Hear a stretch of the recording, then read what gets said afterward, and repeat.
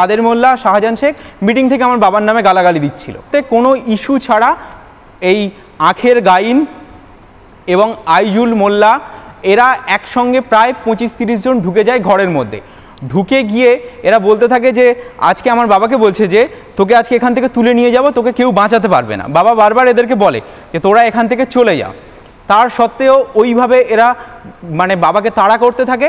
সেখানে নিয়ে গিয়ে আমার বাবাকে প্রথমত 50 থেকে 60 জন ঘিরে নিয়ে তখন আমার বাবা ছুটছে, পিছনে সুকান্ত কাকু ছুটছে, আগে দেবদাস কাকু ছুটছে।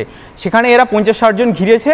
তখন বাবা আমাকে ফোন করছে, করে বলছে আজকে হয়তো আমি আর ফিরবো না, তুই নিজের খেয়াল রাখিস, কোনো চিন্তা করিস না, মা ভাইদের দিকে খেয়াল রাখবি, আর আমার ছেলেরা তোকে বাঁচিয়ে নেবে, তুই এই অন্যায়টার প্রতিবাদ করিস। সেদিন থেকে এই লড়াই শুরু হয়েছে।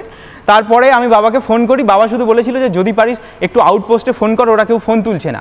আমি তখন বড়বাবু, মেজবাবু, আমার বাবার আরেকটা ফোন ছিল, ওই ফোন থেকে আমি ফোন করছি, কেউ তোলেনি। তারপর থেকে বাবাকে ফোন করছি, সুইচ অফ।